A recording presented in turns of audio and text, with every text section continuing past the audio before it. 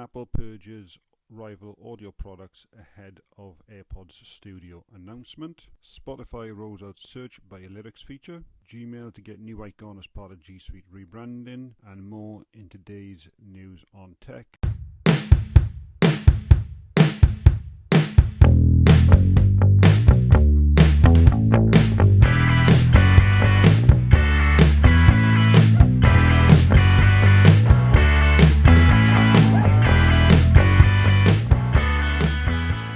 Well, today's the day that we are expecting an announcement from Apple that an iPhone event should be happening next Tuesday if all the rumours are precise. So far, we've had a few people saying that Apple will be holding an iPhone event on October the 13th and that Apple will be sending out announcements for that sometime today. And as part of backing that up, at the end of September, Apple ceased online sales of third-party headphones, earphones and speakers and other devices, as the company is rumoured to be releasing the new AirPods Studio on a more affordable HomePod. So products from major manufacturers including Bose, Logitech and Sonos has disappeared from the online store last month, and now with employees at brick and mortar outlets were recently told to remove third-party headphones and speaker items from store shelves as well.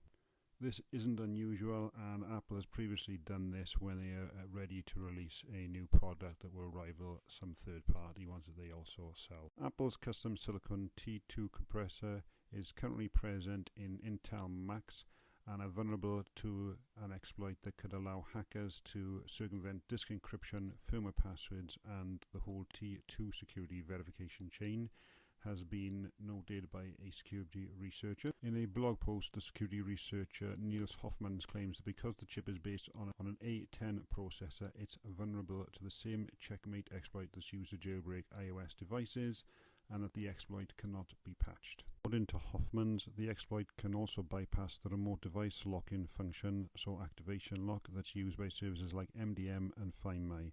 A firmware password won't help prevent this either because it requires keyboard access, which requires the T2 chip to run first. Running a business can be hard, and maintaining a social media presence could even be harder. That's where Creatively Social come in. Creatively Social works with small business and entrepreneurs to keep their social media accounts active and engaged with their customers whilst they are busy running their day-to-day business. For competitive pricing, check out creativelysocialva.com. Thanks Creatively Social for sponsoring today's episode. On to Google News now. The Gmail app is set to get a new icon as part of a broader rebrand of Google's G Suite software, which includes Gmail, Docs, Meet, Sheets and Calendar. So the classic Gmail envelope logo is going to actually be replaced with an M made out of Google's blue, red, yellow and green brand colours as well. And the new design aligns Gmail with Google's core brand, as well as Google Maps, Photos and Chrome and other Google products as well. Spotify users can now search for songs by lyrics following an update to the streaming service mobile app for iOS users. A tweet went out by Lena that said, "My team just shipped something on iOS and Android, and you can now find songs by lyrics on Spotify. Give it a try." So this feature has been available now on Apple Music for a while, so it's good to see that Spotify is actually rolling this feature out as well. Well, that's it for today, guys. We're going to be eagerly waiting to see if Apple does put out an announcement today, and if they do, we will certainly let you guys know on the podcast and on our website, geekscorner.co.uk, so make sure you check that out.